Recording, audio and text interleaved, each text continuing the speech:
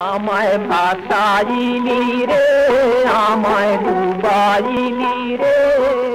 ভাওয়াইয়ার সুরে বাংলার মাটির গন্ধে এক কিংবদন্তির নাম যেন আজও বাতাসে ভেসে বেড়ায়। তিনি আব্বাস উদ্দিন আহমদ, লোকসঙ্গীতের আকাশে যার কণ্ঠ এক অনন্য নক্ষত্র। ১৯০১ সালের আজকের এই দিনে ভারতের কোচবিহারের বলরামপুর গ্রামে জন্মগ্রহণ করেন এই গুণী শিল্পী। কোনো ওস্তাদের কাছে নয়, নিজের প্রতিভা ভালোবাসা দিয়ে শেখেন গান। তার অপূর্ব কণ্ঠ একদিন ছুঁয়ে যায় রাজশাহী থেকে কলকাতা, কলকাতা থেকে সারা বাংলা। প্রাণ সখী রে ওই শোন কদম্ব তলে বংশী বাজায় কে।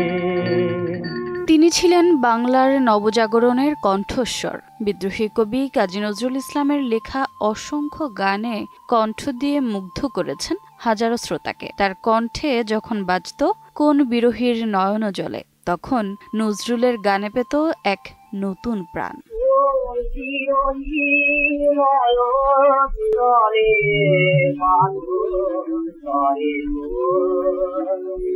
HMVর রেকর্ডে প্রথম মুসলমান গায়ক হিসেবে নিজের নাম ব্যবহার করে গান প্রকাশ করা ছিল এক সাহসী পদক্ষেপ।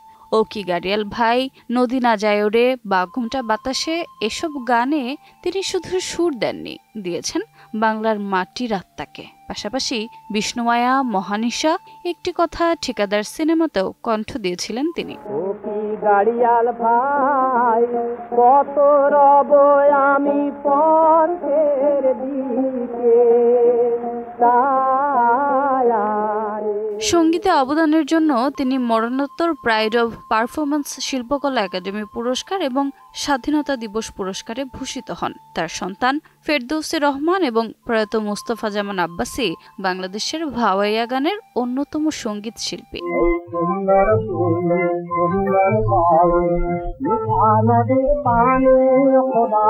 বাংলা লোকগানের এই মুকুটহীন সম্রাট ১৯৫৯ সালের ৩০ ডিসেম্বর মৃত্যুবরণ করেন। তার সঙ্গীত প্রজন্ম থেকে প্রজন্মান্তরে আন্দোলিত করে ঋদ্ধ করবে শ্রোতার হৃদয়, এমনটাই প্রত্যাশা অনুরাগীদের।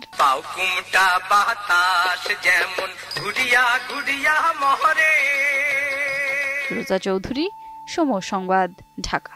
আল্লাহ মেঘ দে, পানি দে, ছায়া দে রে তুই, আল্লাহ মেঘ দে।